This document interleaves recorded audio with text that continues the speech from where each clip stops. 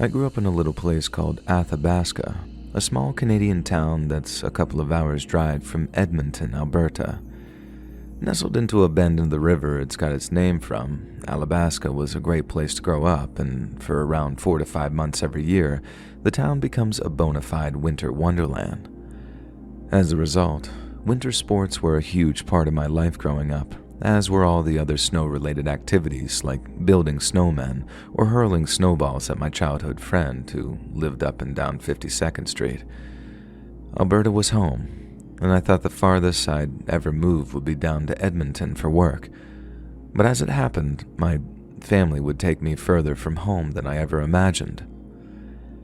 My eventual career choice meant that I now live and work in Melbourne, Australia. I moved there in 2007, met a girl, got married, and we decided to settle down and have a family in Australia. Since my side of the family were much more able to travel, they flew over to Melbourne roughly once or twice annually for the first 7 years of their grandchildren's lives. They'd only ever heard stories of their dad's homeland, and more importantly, they'd never, ever seen snow. My little girl got to 7 and my little boy got to 4 before me and my wife decided that had to change, and we organized a trip back to Alberta for Christmas of 2017.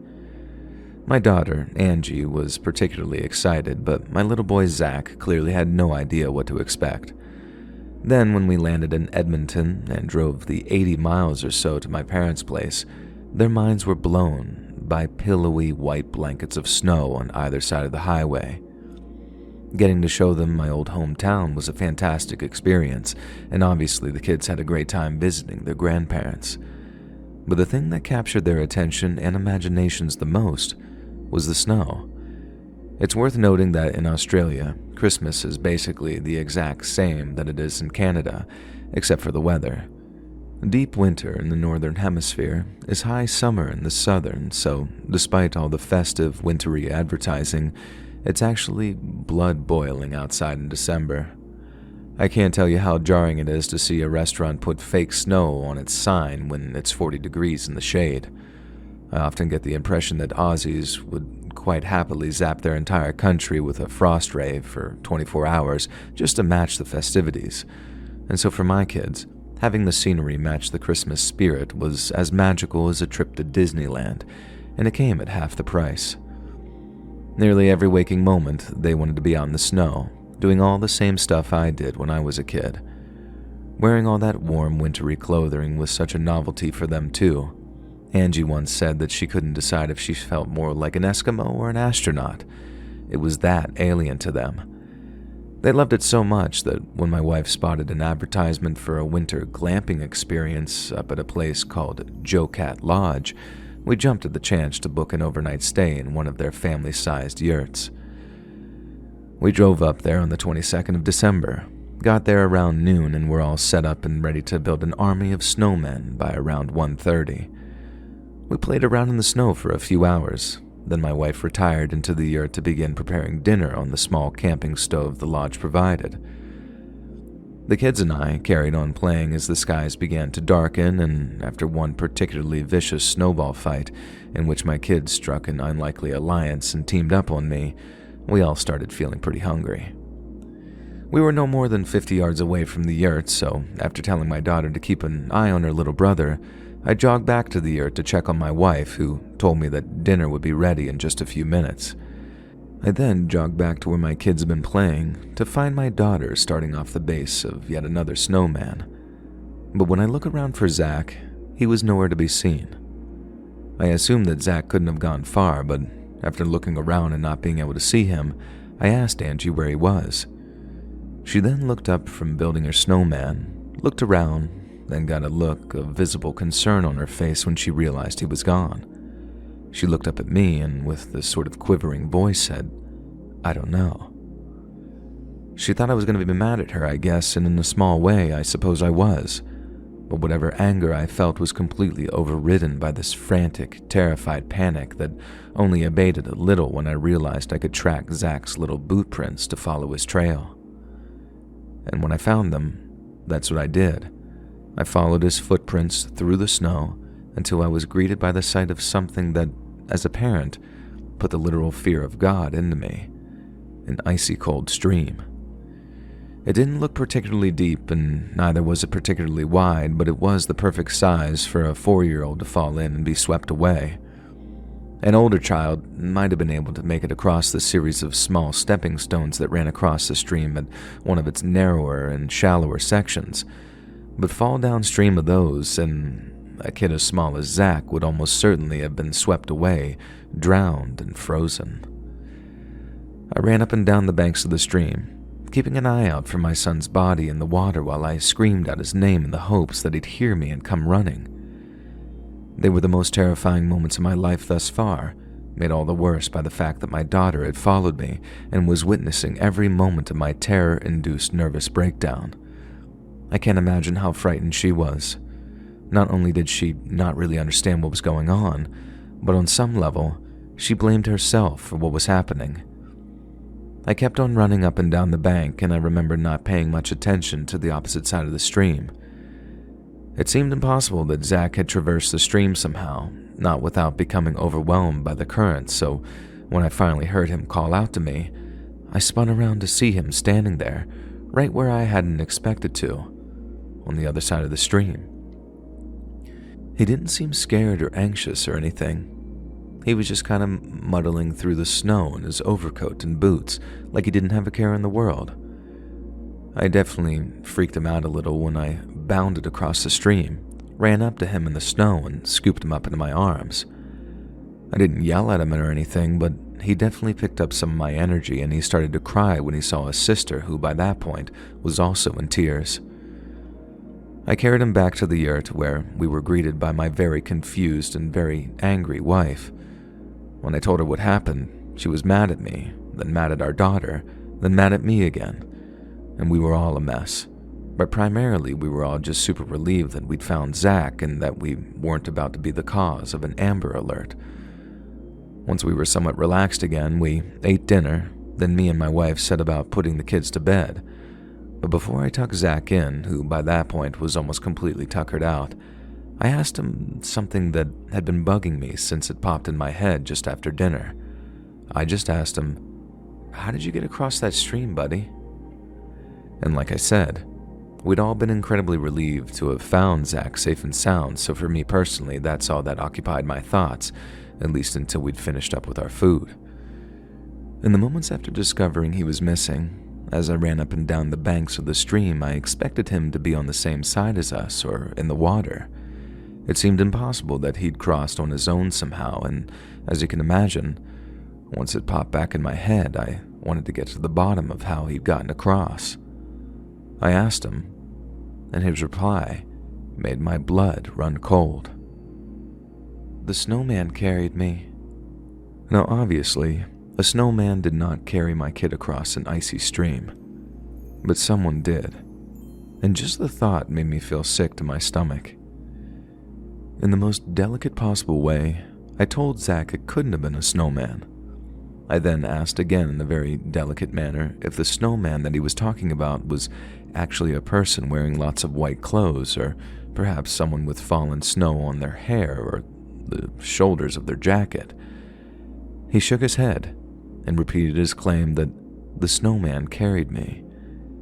And then before I could ask him anything else, he closed his eyes and just drifted off to sleep. I don't think he was out for more than 5 or 10 minutes. I told my wife what our son had just told us, and within a few short moments, we were packing up our things, getting the children dressed, and making our way back to our car. What happened was bizarre, but it seemed obvious. Someone had taken my son. It might have only been for a minute or two, and thank God that they had the sudden compulsion to let him go. Perhaps they heard my screams, knew I might catch up with them, and decided to quit before they got caught red-handed. Regardless, I thank God that that was the case, but I was not about to stay overnight while being stalked by a potential child snatcher. We made sure to tell one of the campground's representatives on our way out, and I don't know what they did in response, but there was no way we were staying there, so we drove back home, not even thinking to ask for a refund on account of how freaked out we were.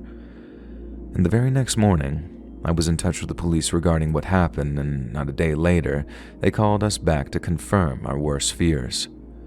On the opposite side of the stream, accompanied by the smaller footprints of my son, were a set of much larger footprints that I'm quite certain were put there by his potential abductor. Zach later said that yes, the person who carried them had been wearing a white hat or at least light-colored clothing, and that after carrying him through the woods for a minute or two, they simply put him down again and walked away.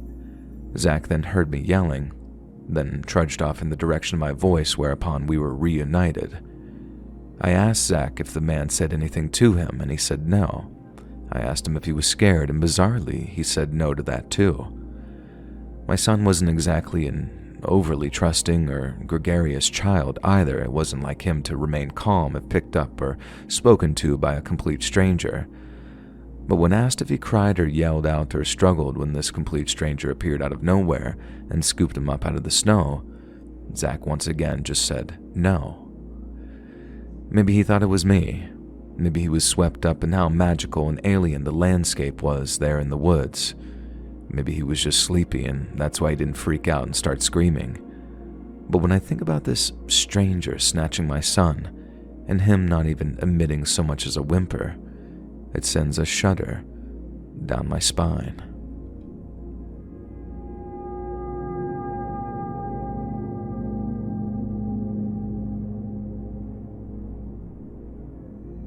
Long-time lurker here, finally sending a story your way, and you'll be pleased to know that it isn't one of those "a creepy guy stared at me" stories, because it's the story of how me and my best friend from college almost got murdered in the woods. And I know what some of the listeners are going to be thinking. Almost got murdered is going to involve a lot of creepy staring and very little almost murdering. Well, hang tight, ye of little faith, because I have the story and the scar to prove it. I don't know what the hell got into me and my buddy Connell during college, but we went down a serious survivalism rabbit hole during the first few months of our sophomore year at CU Denver. We were living together off campus, each working part-time jobs, and being only a stone's throw away from the likes of Chief Mountain and Mount Blue Sky, we gotten increasingly into hiking as a means of exercising and generally blowing off steam. The hiking was during our freshman year, when we lived on campus, but then once we moved into the apartment near Colfax Avenue, we watched a movie one night in, I think, around mid-October, and that movie was called Alive. If I recall correctly, Alive is about a team of South American rugby players whose plane crash lands in the Andes Mountains. The injured and freezing survivors are then forced to consume the flesh of their deceased comrades in order to survive, and the energy they gain from this cannibalism allows them to engineer their own rescue. It's an awesome film, and all based on a true story which captured mine and Connell's imaginations even more. We couldn't help but ask ourselves, what would we do in that situation? But mainly, it was an argument of how hungry we'd have to be before eating our dead friends became an option. Obviously, that wasn't something we could or wanted to ever put to the test, but we could do the next best thing and head up into the mountains during the peak snows and try to camp for a night or two just to see if we could handle it. Now, this is the part where I tell you all to not try this at home. Wilderness camping is risky at the best of times, but doing it during the dead of winter is an extremely foolhardy thing to do. So naturally, stupid college-age Connell and I decide that it was an awesome idea and immediately begin to organize a camping weekend for some time after the holidays. We kept on planning over Christmas. Then the first weekend after we got back to school, we drove up to Echo Lake Park up near Rogers Peak so we could park the car there, then marched off into the snowy forest in the direction of Mount Goliath. We must have gone a couple of miles before we found ourselves the perfect sheltered spot among some pine trees, and then we set down our stuff and began clearing away space for our camp. I won't bore you by going into some play-by-play of how much it sucked to camp in those conditions, but holy crap did it suck. Everything stayed wet, all the goddamn time too, so we could barely keep the fire going, and we barely got any sleep. It sucked so hard that we decided to pack up and leave around 6:30 to 7 so we could use the first light to navigate back to our ride, and thus get the F out of there and home for some hot showers. I used my jet boil, if you don't have one, get one, to safely make us some coffee inside the tent, and then once we were all warmed up and caffeinated, we began to pack up our stuff. Connell finished doing so maybe a minute or two before me, then opened up the tent flap and told me he was going off to take a piss. I just grunted, still half asleep, and carried on with what I was doing. Moments later, Connell returns, but just squats by the tent's entrance and asks me, "Is your knife in arm's reach?" First thing in my mind is that he's seen a bear or something. Sometimes they wake up from hibernation early, and since there's no food around, they're a huge danger to campers and whatnot. But when I asked Connell what the issue was, he just said, "There's a dude. He was watching me take a piss." I was so relieved to hear it wasn't some mangy, starving psycho bear that hearing it was just a dude almost made me laugh. So what if some early morning hiker had given Connell a disapproving look while turning the snow yellow? Big deal. I started to laugh and asked him if that's all he was spooked over, and then Connell tells me that the guy had a gun. This didn't freak me out either, because sure, the guy was outrageously out of season for anything other than maybe elk or maybe bighorn, but if everyone had a heart attack every time they saw an armed man in Colorado in the mountains, the whole state would be on life support. I don't know if I was too tired, too cold, or too desperate to get out of there, but I just couldn't detect the severity of the situation. Maybe Connell was doing a crappy job of explaining it too, I don't know, but my point is, I just sat there confused when, really, we should have been running. The next thing I know, Connell turns and looks the other way, and I hear him screaming out, before he turns back and says, "Get out of the tent." I hadn't even finished packing up yet, but I scrambled out of the tent like he told me to, and was finally faced with the sight that had Connell so spooked. It was a hunter, a lone hunter, with a ski mask or one whole balaclava completely covering his face. He didn't say anything as we got to our feet and started backing away from him and the tent. I can't remember exactly what we said, but it was something like, "Hey, we don't want any trouble. And listen, we're sorry if we're trespassing. We didn't know. We'll leave." We kept on talking, and still this guy didn't say a word. And suddenly, he raises his rifle and took aim at us. Now what happened next is kind of a blur. I just remember seeing him raising the gun, and we both turned and ran, like our lives depended on it. The first shot was the loudest thing I'd ever heard, one that seemed to echo all around us as we ran through the woods away from our campsite. It felt like an eternity passed between the first shot and the second, and I remember thinking, he's aiming, any second now, and I'm dead. And then bang, he shot, and I felt something hit the back of my left thigh. I felt myself drop, and I half expected my leg to just not work anymore, but it did.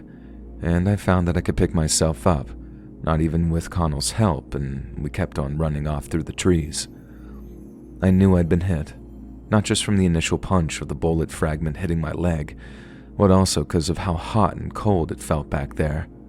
Warm blood was spilling down my leg, lots of it too from how hard I was running. But then the cold air is hitting the skin and making it feel cold too. It was a very weird sensation, and not one I ever want to feel again. Long story short, we made it down the mountain after the hunter either couldn't get another shot on us, lost us, and decided to flee the area before we could get someone to call the cops for us. And to say that I'd gotten off lucky would be the understatement of the century. I'd been hit all right, and not just by a whole bullet. Thanks to the pine trees, the hunter had a hard time getting a clear shot, and the second hit a tree. Then, whatever cheap, crappy ammo he was using splintered, and a piece basically slashed open the top rear of my thigh as I was in the middle of a full sprint through the snow.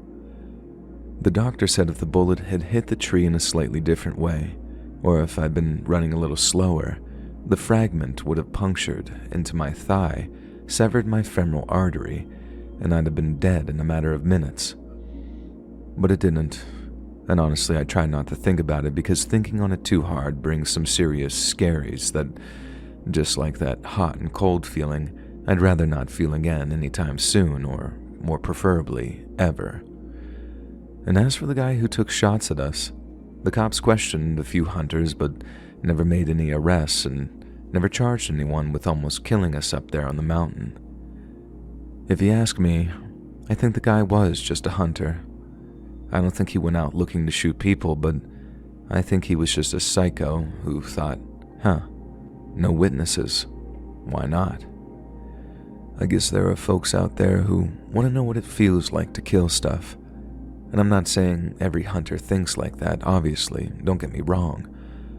I just know damn sure that at least one of them does.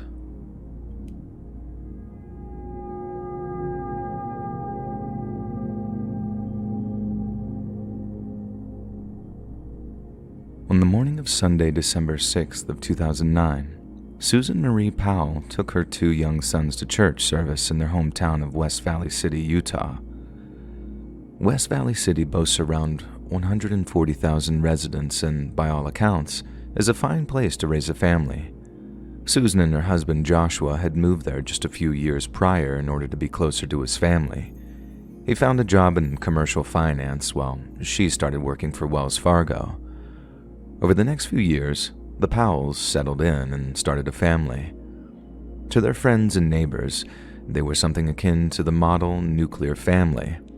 But the veneer of Mormon perfection hid deep running fissures, and during the holiday season of 2009, a vexing mystery would kick off a terrifying chain of events that would forever tarnish West Valley City's wholesome and pious reputation.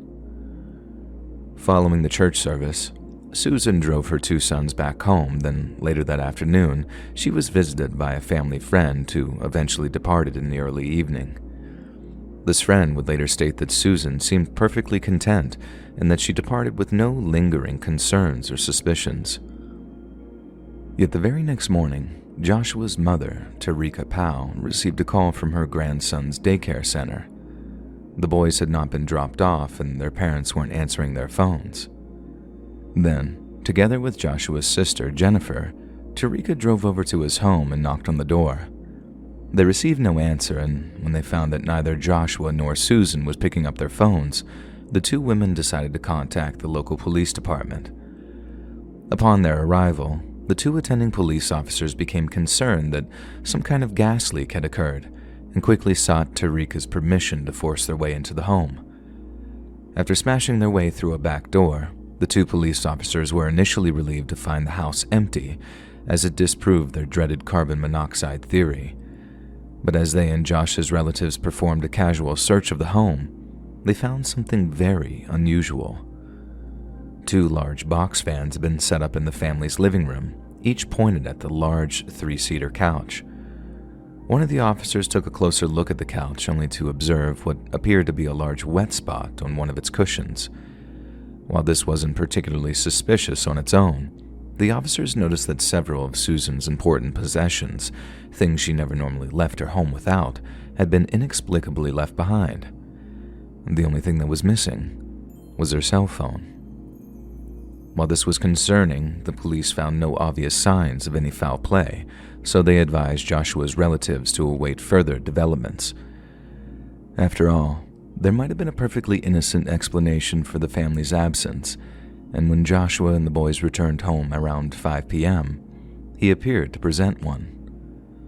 Josh was said to be just as surprised at his wife's sudden disappearance as everyone else was, and claimed that he'd taken their 2 boys on an impromptu winter camping trip late the previous night.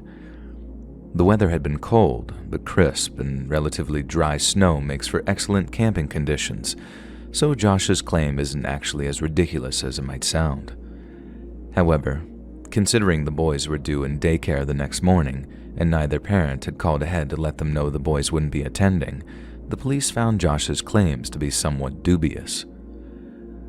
When asked where he and the boys had camped, Josh told the police that they'd driven out to a place called Simpson Springs in western Utah, and even went so far as to describe the spot they'd chosen in intimate detail.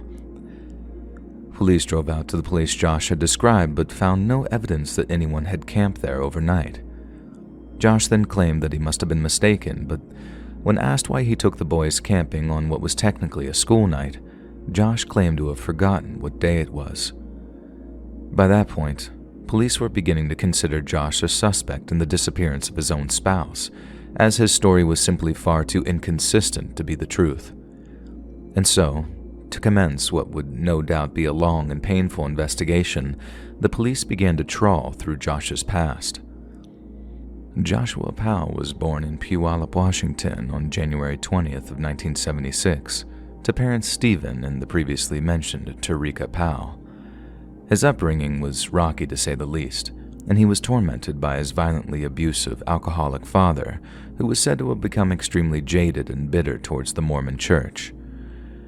The same violent behavior seemed to manifest itself in Joshua, who once threatened his own mother with a butcher's knife, and in another instance, killed a pet gerbil belonging to his little sister. But the final straw came when Tarika caught her husband sharing highly inappropriate adult content with little Joshua and his two older brothers. She filed for divorce in 1992, and Joshua's behavior seemed to improve with his father's absence. But with hindsight, we can't help but wonder if the damage had already been done. By the late 1990s, Josh was living and studying in Seattle at the University of Washington. One day, he met a girl named Catherine at a local Mormon church, and after a few casual coffee dates, the pair became romantically involved. Months went by, and the relationship seemed to be progressing steadily, but after Catherine made the decision to move in with her new boyfriend, she witnessed a drastic change in his demeanor. Joshua began exhibiting extremely possessive and controlling behaviors towards her, and at one point, he forbade his new live-in girlfriend from contacting her own family. He would have restrictions and limitations on what I could and couldn't do when it came to my family, Catherine told police, and in the end, I got sick of it. Catherine manufactured a reason why she had to return to Utah, and it's likely only a church-related excuse would have caused Joshua to relent. But once she was safely out of Seattle, Catherine called Joshua from a payphone and ended their relationship. Sometime later, Joshua signed on to a Bible study course at his local Mormon Church Institute, and toward the end of his studies, in November of the year 2000, he threw a small dinner party at his apartment in Tacoma. It's here that he met Susan for the first time, and after hitting it off at the dinner party, she and Josh began dating. After just 6 months, the couple were married in a small ceremony in the Portland, Oregon temple, after which they moved into the home of Josh's estranged father, Stephen, in the small town of South Hill, not far from Puyallup. Despite his father's past behavior, Josh took him at his word that he'd be the perfect host. But it was all a ruse. Stephen began secretly filming Susan whenever she used his bathroom.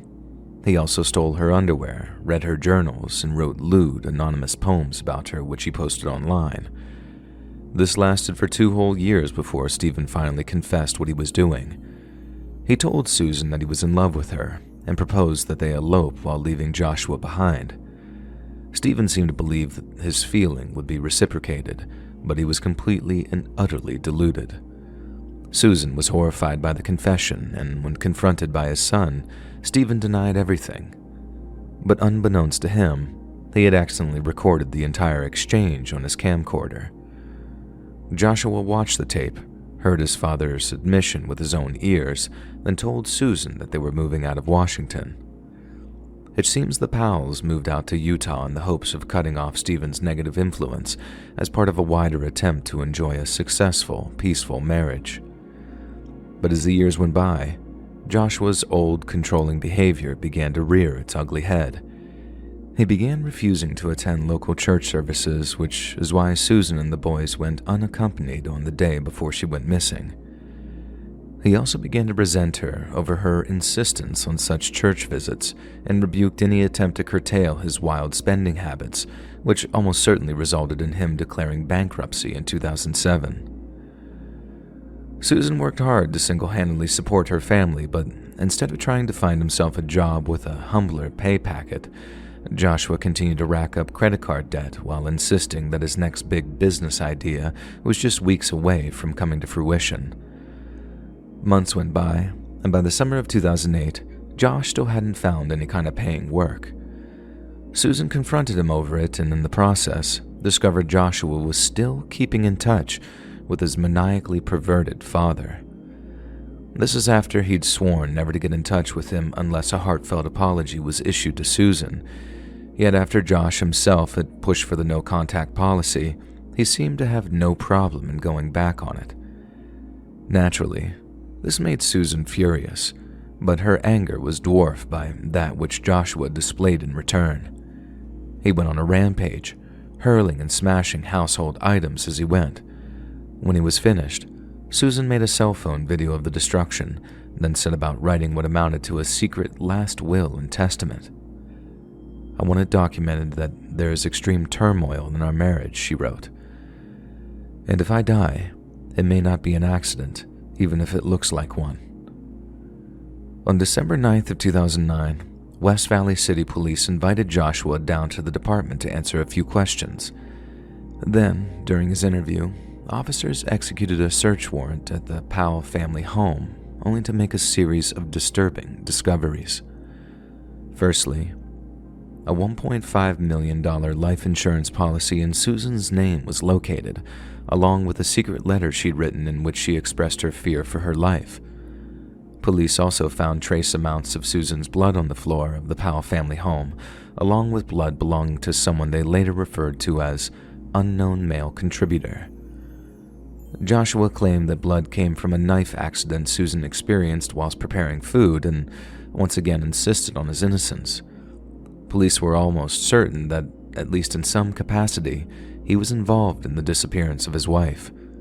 But without any solid evidence that Susan was actually deceased, the police were unable to proceed with any formal charges, and Josh was released. Yet the investigation didn't stop there. In August of 2010, West Valley City Police had compiled a detailed case file regarding Joshua's suspicious behavior following his wife's disappearance.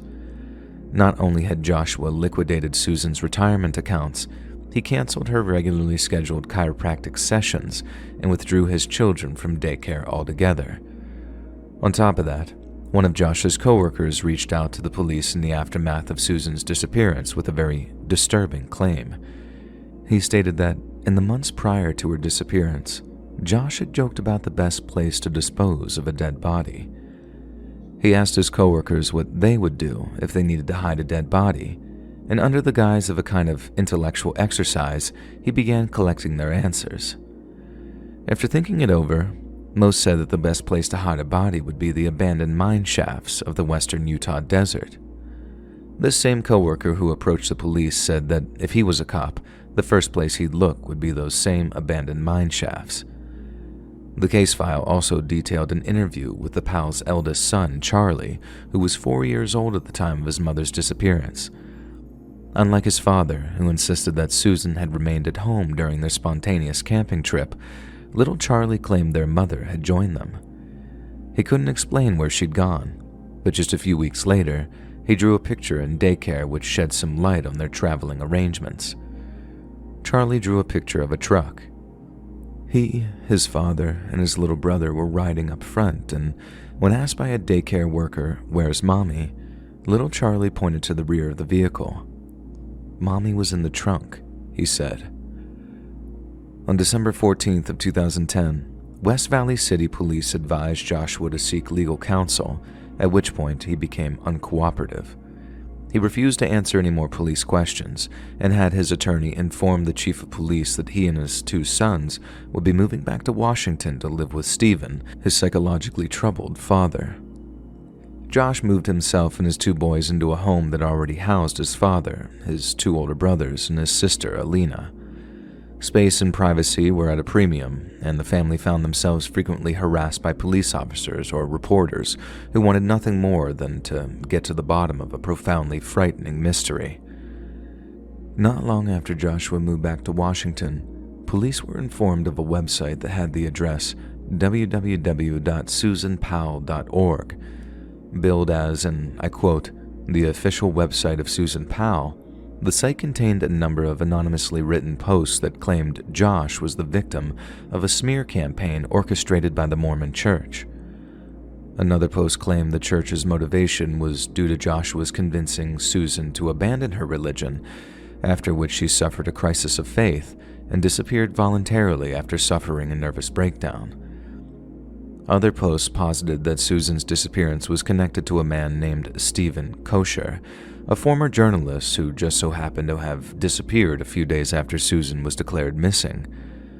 The post claimed that Susan and Stephen had eloped to Brazil together, and that the police should spend more time actually looking for her and less time accusing her innocent husband of something unspeakable. For a brief period, Josh's father, Stephen, was the investigation's prime suspect. In conjunction with the West Valley City Police, federal agents were ordered to seize several electronic devices from Stephen's home, including the camera he'd used to take pictures of his missing daughter-in-law. Upon analyzing the camera's memory card, investigators discovered more than 4,500 images of Susan, including many close-ups of particular body parts that Stephen had apparently become obsessed with. But Josh's father wasn't the only one who came under police scrutiny during the investigation into Susan's disappearance. Michael, one of Joshua's older brothers, had apparently sold his old Ford Taurus to a wrecking yard in Pendleton, Oregon, not long after Susan disappeared. Police then searched the wrecking yard, found the remains of Michael's old car, then ran a cadaver dog around its broken shell. It indicated not once, but twice that decomposing human remains had once been in the trunk. A DNA test was ordered, but the results were inconclusive. Yet while there was no doubt that Michael's car had once contained a human corpse, the only question was it Susan's? The following year, in September of 2011, Utah police were searching the area surrounding Topaz Mountain, an area which Joshua himself admitted was one of his favorite camping spots. When they reached a site near the town of Nephi, police discovered signs of recent soil disturbances, suggesting that someone had been digging there recently. They isolated the dig site, sifted through the soil, yet found no evidence of any human remains. Some suggested that the site could have been some kind of ancient Native American burial ground, but this was ruled out by federal anthropologists who asserted that century-old remains would not attract the attention of highly trained cadaver dogs. Police remained tight-lipped at this phase of the investigation, meaning reported details were few and far between. But when various media outlets reached out to former law enforcement officers for comment, their conclusions were almost unanimous. Someone had driven out to Topaz Mountain, dug up a recently buried human corpse, and then moved it someplace else for reburial. As the investigation progressed, the relationship between the Powells and Susan's relatives soured dramatically. During the fall of 2011, Joshua and his father announced that they'd be holding a small press conference outside of their Puyallup home. Incredibly, Joshua seemed to support his father's claims that his feelings for Susan were not unrequited, and that he and Susan had been madly in love prior to her disappearance. Then, Josh and his father stunned the local community by producing Susan's teenage diaries. They read lengthy tracts of her middle school scribblings in which she fawned over her classroom crushes, shamelessly claiming that they supported their assertions that Susan was both mentally unstable and prone to infidelity. Divulging the details of Susan's teenage diaries was greeted with outrage from the general public, whose condemnations were so loud that the issue found its way onto the desk of one of Washington's Supreme Court judges. Equally indignant as the people he served, the judge issued a permanent injunction forbidding Joshua and Stephen from any further publications of Susan's diaries. They were also ordered to return or destroy any of the diaries that had not already been published, lest they face severe legal repercussions. Just a few weeks later, on September 22nd of 2011, Stephen Powell was arrested on the charge of possessing indecent images of children. Susan's father, Chuck, begged the state for at least temporary custody of his grandchildren, which a Washington court judge eventually agreed to. The same judge stated that the boys would only return to Joshua's care if his living arrangements did not include his father. In response, Joshua rented a small home in the town of South Hill, just a few miles south of Puyallup, and sued for custody of his two boys. But following a visit from social services, it was discovered that the entire thing was a facade. Joshua had indeed rented the house, but had neglected to move any of his things into it and continued to reside at his father Stephen's house. In light of that, he was refused custody of his 2 sons and was only granted permission for weekly visits to them. In response, a number of posts were uploaded to the susanpowell.org website, each claiming that her parents were abusing and neglecting her sons and were doing so in collusion with Utah's Child Protective Services. Baseless allegations eventually led to Google removing the website, citing terms of use violations. The investigation into Susan's disappearance steadily progressed into February of 2012, with Joshua and his father remaining the case's primary suspects. The state of Washington had assigned them a social worker named Elizabeth Hall, whose job it was to monitor Josh and Stephen's behavior whenever the former 2 sons were over visiting. The routine was simple. Elizabeth would collect the boys from their grandpa Chuck, then she'd drive them over to Stephen's house before watching the Powells closely. Usually, Joshua and Stephen had complied with the arrangement, but on the morning of February 5th, that changed drastically. Upon meeting Elizabeth at the door, Joshua ushered his sons inside but then barred the social worker from entry. Elizabeth reminded Joshua that unsupervised visits had not yet been permitted, and if he refused her entry to his home, he would be subject to arrest and prosecution. Joshua didn't say anything in response. He simply slammed the door in Elizabeth's face, but in doing so, sent a draft of the home's air her way, and it reeked of gasoline. I was panicked. I was absolutely panicked, Elizabeth later said. I pounded on the door and yelled, "Josh, let me in right now," she said. I ran to the garage, and when I got to the garage, I could smell gasoline, and I knew something was terribly wrong. Then there was an explosion. Elizabeth also said that the last thing she heard Josh say to her boys was, "I have a surprise for you." And when the wreckage of his former home was cleared, investigators established exactly what that surprise was. In the seconds after Josh slammed the door in Elizabeth's face, he led his 2 sons into his home's kitchen, then decapitated them both with a sharpened hatchet. He then poured gasoline all over their freshly slaughtered corpses, gas which he'd already saturated the home with prior to Elizabeth's arrival. Josh poured so much gasoline over the walls, furniture, and carpets that by the time he struck the match to burn it all to the ground, a highly toxic and highly flammable vapor hung in the air. It's possible that Josh was on the verge of hallucination by the time he put the match head to the striker, but when he did, the entire structure erupted in a fiery, near-deafening explosion. Stephen Powell, who was in federal custody at the time of the explosion, reacted strangely when informed of what had happened. He didn't seem upset at all, said the jailer who notified him. He seemed angry at us for having told him about it. Shortly afterward, he was convicted on charges of criminal voyeurism, then sentenced to a short spell in prison.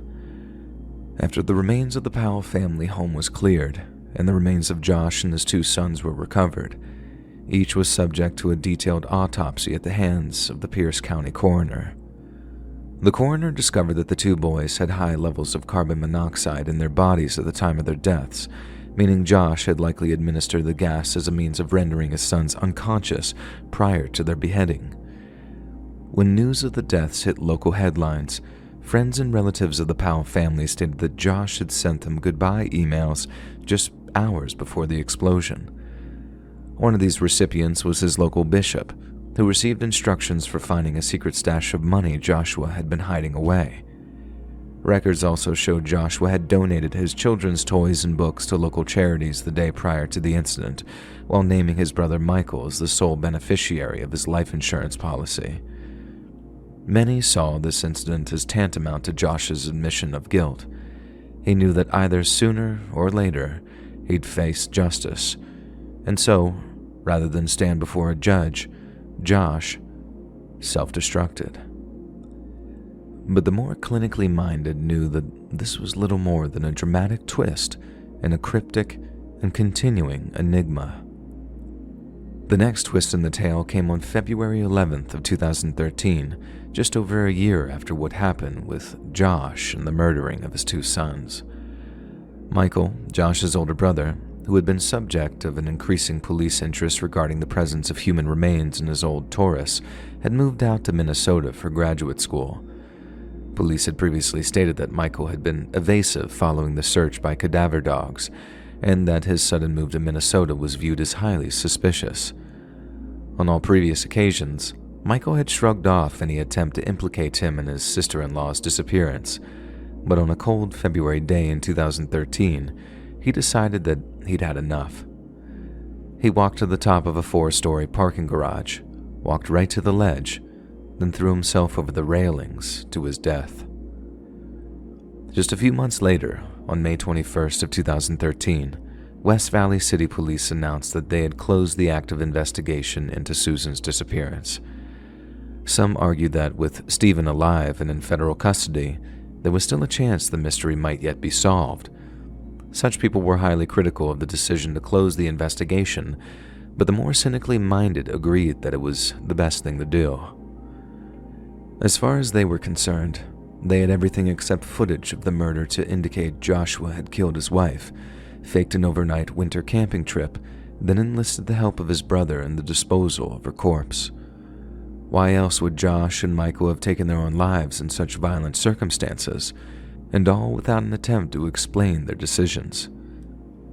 Susan remains a missing person, but as of 2015 and 2018 respectively, there have been increasing calls to have her declared legally dead. Joshua's sister, Jennifer, penned a memoir detailing the pal's tumultuous and traumatic family history. The memoir was published in June 2013 and was titled A Light in Dark Places. The author claimed that she was inspired to write the book by a revelation she experienced following the investigation's conclusion. She said, "I wrote this book to help other people to recognize abuse in either their own relationships or relationships around them, because sometimes it's not always completely apparent until it's far too late."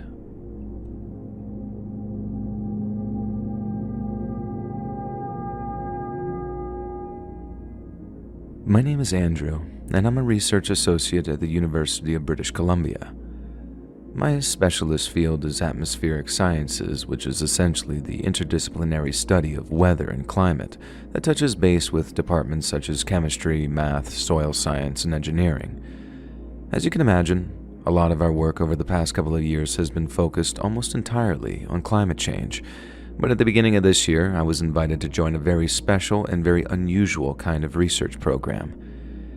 In collaboration with the University of Central Asia's Tekeli campus, which is based in Kazakhstan, our task was to translate and accredit a trove of previously unreviewed research data that had been recently acquired from the Kazakh government.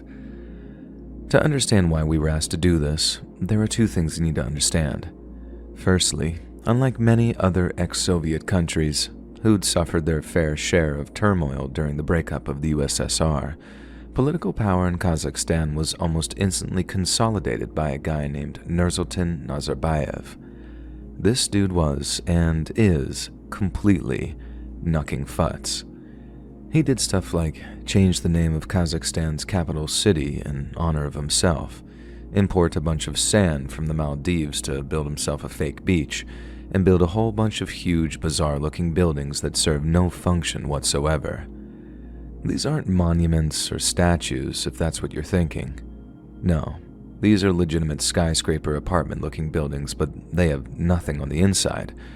They're just there to make Astana, or Nur Sultan, as it was known during Nazarbayev's tenure, look super futuristic and cool.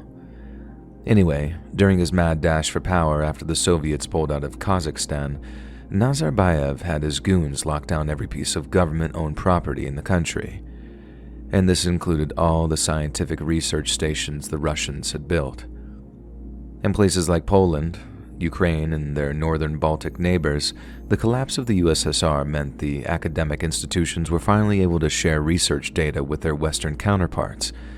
This process took a little longer when it came to Mother Russia herself, but by the mid-90s, Western universities were freely able to get their hands on Soviet-era research data and vice versa. But things didn't go like that with Kazakhstan and Nazarbayev.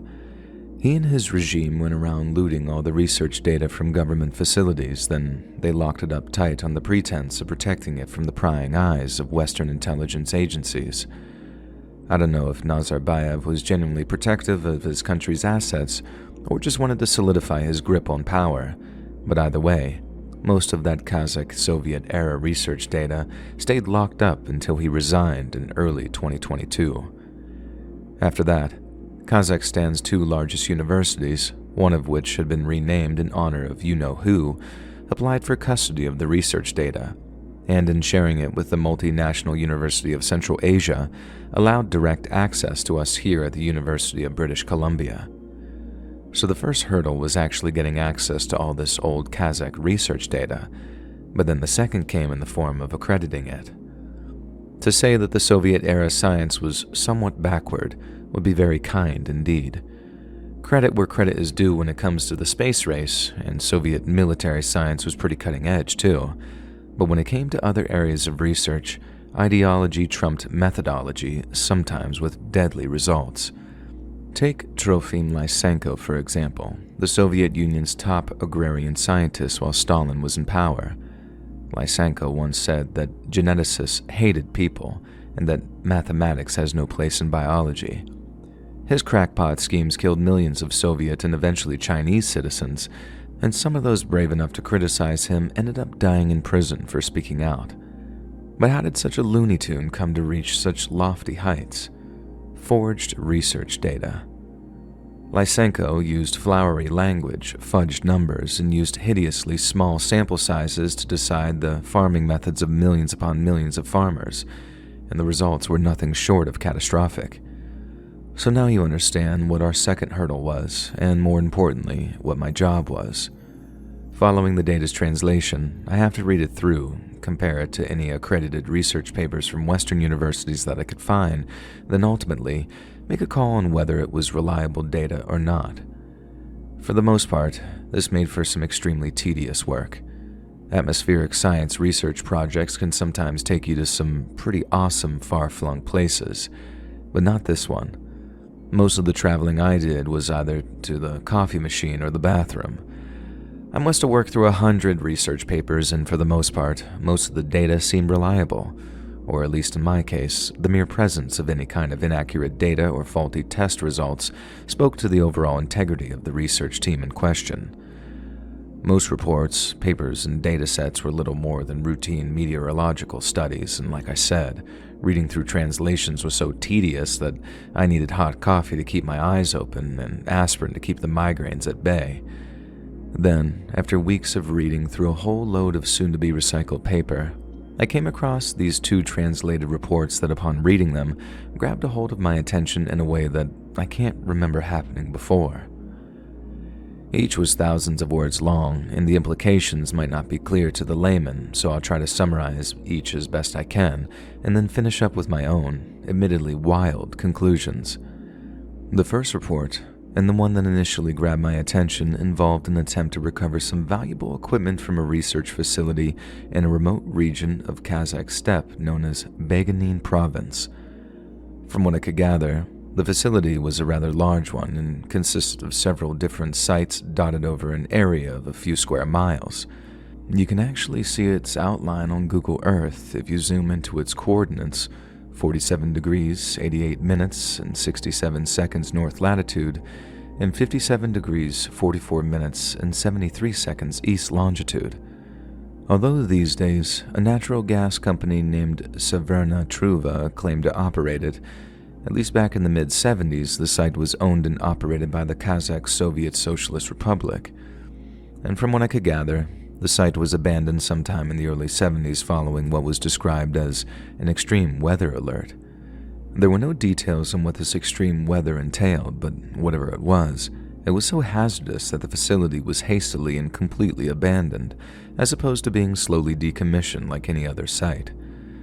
But this left the Kazakh Soviet-era atmospheric sciences body, or Kazidromet as it was called, in a difficult position. According to the initial report, Tens of thousands of rubles worth of irreplaceable data and equipment was just sat there rusting away, and their overlords back in Moscow were not happy about it. Yet the solution should have been a simple one. Make sure the area was safe, send in a few engineers, and then find, dismantle, and transport whatever gear or data they needed.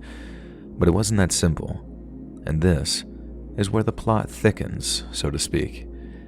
Since the facility was in such a remote area, and Kazidramet wanted to act before the colder winter months, the obvious solution was to insert the recovery team via helicopter. But according to the report, that wasn't possible. There were, and I quote, continuous hazardous weather conditions that prevented the use of rotary aircraft or helicopters to you and me. It was then suggested that the team travel to the site via rail, but Kazidramet discovered that the only railroad that serviced the site had been decommissioned following its evacuation. These two factors, along with the difficult terrain present around the evacuated research facility, meant the recovery team would have to travel to the site on foot, and that in all likelihood, the journey would take at least 48 hours. The team would have to take shelter in barren, frigid conditions and survive a night on the freezing tundra before continuing their march towards the abandoned research facility. And I remember being sat there at my desk, reading through the translated report and thinking, this sounds like a sequel to The Thing or something. I could almost picture these rugged Russian atmospheric scientists gearing up and heading out on this grand adventure, and honestly being stuck at my desk, the thought made me slightly envious. There was just one problem. Their assignment made no sense whatsoever. As I've already covered, Kazidramet were under huge pressure to recover the data and equipment. But how were 6 guys supposed to carry a bunch of paper files and equipment, some of which I imagine would be very heavy, over almost 70 miles of rugged terrain? The only logical explanation is that something was left out of the report, and that the job of this initial recovery team was in fact to survey the damage caused by the so-called extreme weather event and determine if the data and equipment was worth salvaging. That's what the second report entailed. The first outlined the problem, the second, the solution. And quite naturally, I went skimming through the piles of papers I'd yet to review and went looking for a third and hopefully conclusive report. I must have gone through hundreds of sheets of paper, checking for any mention of Kazidramet, the evacuation of the facility in Baganin, or the names of the 6 researchers who'd been chosen for the recovery team. But there was nothing. I contacted all my colleagues, asking each to keep an eye out for any pertinent documents dated after November 14th of 1974, which was the proposed commencement date of the recovery mission. Again, no one found any relevant documentation. At the time, I honestly just figured that it'd take time for someone to get back to me. We each had workloads resembling entire mountain ranges, so I understood if my colleagues weren't exactly ready to drop everything to go chasing after my pet project. But then days turned into weeks, and weeks turned into months, and not so much a scrap of information on the Baganin recovery operation was discovered. I had to restrain myself from sifting through all their piles of reports myself, convinced they must have overlooked or misread or misinterpreted something critical to determine what exactly happened to the recovery team. But they couldn't have. That simply wasn't possible. I asked them time and time again, leaving little post-it reminders on their desks and making sure that they knew the names of the recovery team by heart. But again, there was nothing. The names of the men on the recovery team, names like Igor Smetov, Farkad Zachikov, Ivan Meandrova, they were commonplace on data and reports prior to November of 1974. But afterwards, there wasn't a single mention of any of them.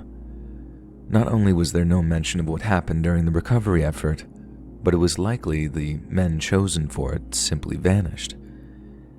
In the end, I was forced to continue with the primary task at hand and put the whole Baganin conundrum on the back burner. The best I could do in terms of pursuing additional information was to mark the reports as inconclusive, in which case I could contact our partners at the UCA to see if they had any additional paperwork. I waited a week for a reply and the response came back negative. Then, as I said, I was forced to occupy myself with the rest of the project work, of which there was plenty. But the Beguine's puzzle stayed on my mind. I did a little independent research in my own time, and that's where I came up against the whole Severna Truva thing. Like I said earlier, there's supposed to be a natural gas company, but they don't have a website, they don't have any social media, and there isn't a single listing for them on any stock market worldwide. But after 2,000 words, I'm pretty sure you're asking yourself, what the hell does this all mean? In terms of conclusions, all I'm essentially doing is grasping at some very ethereal straws. I don't have any direct or solid evidence regarding what happened with the Beguine research site, its evacuation, or the subsequent recovery mission. Some might even say that it is entirely speculation on my part, but I'd counter by arguing that it's more like intelligent deduction. I believe that an extreme atmospheric event caused some kind of emergency at the research site, but I don't think it's your run-of-the-mill snow or ice storm. A blizzard strong enough to cause mechanical problems in helicopters is not the kind of blizzard you send 6 scientific researchers out into, unless you want to treat them to the winter hiking camping trip from hell and possibly kill them in the process. But what would explain an impetus to do that would be if the freak weather pattern was some kind of electrical storm or strong electromagnetic interference. Again, if this was the latter, this would make navigation extremely difficult, especially in such a snowy, barren landscape. Your scientific researchers would have to be pretty experienced outdoorsmen if you were confident enough to send them out like that. But then, Kazidromet had to send researchers because they had no idea of the damage done to data and equipment and needed experienced eyes on site for accurate assessment, which leads me into my second point. Kazidromet had no idea what kind of damage the research site had incurred because they had no accounts of what happened during the so-called extreme weather event. None of the reports I read mentioned anything about interviews with the site's scientists or staff, and the way they talked about the Beguine research site, it was like they were going in blind. But then how could they have evacuated what could have potentially been hundreds of workers without getting a single damage assessment or a single accurate account of the weather event? To me, there are 3 rational explanations for this. The extreme weather event either trapped all the site's scientists and staff inside, or it killed them all outright. I've considered the possibility that the survivors were either hospitalized and unavailable for interview, or they were detained by Soviet intelligence who wanted to debrief them in isolation by way of ruling out the possibility of sabotage by the CIA or even Chinese agents. But if that were the case, why wasn't enough intelligence fed to the Kazidromet so they'd at least know what they were dealing with? Again, I'm open to the possibility that the extreme weather event, the one that meant air travel into the area was a no-go, killed the recovery team during their advance. It'd take a braver man than I to go out in a Kazakh winter blizzard, and it's entirely feasible that the names of the recovery team disappeared from subsequent reports because they fell victim to the elements. Some would say this is applying Occam's razor, that the most logical explanation is the most likely one, but to me, an experienced atmospheric scientist and not some tinfoil hat-wearing conspiracy theorist, there is simply too many inconsistencies for me to believe it. I suppose that composing theories in the absence of evidence makes me exactly that, a conspiracy theorist. But then if people are going to dismiss what I have to say based on that alone, then I guess I shouldn't be scared to put it bluntly. I think something extraordinary happened at the Beguine research site, and when I use the word extraordinary, I do so with heavy negative connotation. I mean extraordinarily frightening, extraordinarily destructive, and extraordinarily deadly. I think the Soviets were so terrified of what happened there in November of 1974 that they sealed the entire area off and then organized a human probe mission. Maybe this team of human probes made it to the research site. Maybe they didn't. But either way, the Soviets knew what happened, maybe even Nazarbayev too, and they made sure to scrub the records clean of any mention of that extreme weather event. Think of it like Chernobyl before Chernobyl. There's nothing I've mentioned here that the Soviets didn't go on to do during that fatal nuclear disaster. It's just that in the case of Chernobyl, they couldn't hide it like they hid whatever happened at Beguine. And that's what frightens me. And quite frankly, it should frighten you too.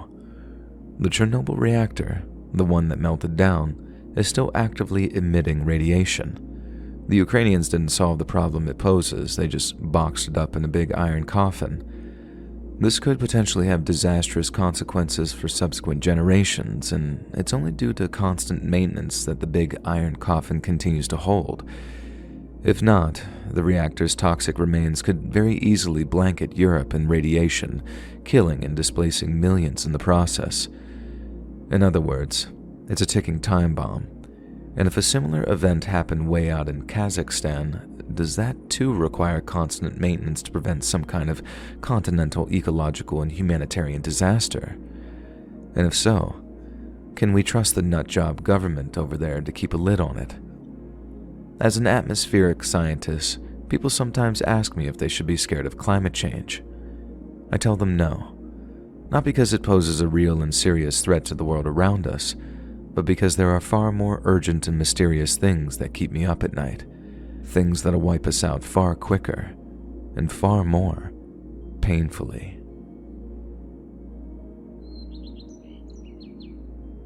Hey friends, thanks for listening. Click that notification bell to be alerted of all future narrations. I release new videos every Monday, Wednesday, and Friday at 7 p.m. EST, and there are super fun live streams every Sunday, Tuesday, and Thursday night. If you got a story, be sure to submit them to my subreddit r/Let'sReadOfficial, and you might even hear your story featured on the next video. And if you want to support me even more, grab early access to all future narrations and bonus content over on Patreon, or click that big join button to hear about the extra perks offered for the channel. And check out the Let's Read podcast, where you can hear all of these stories and big compilations located anywhere you listen to podcasts. All links in the description below. Thanks so much, friends. And remember, it's not a phase. It's a poop knife.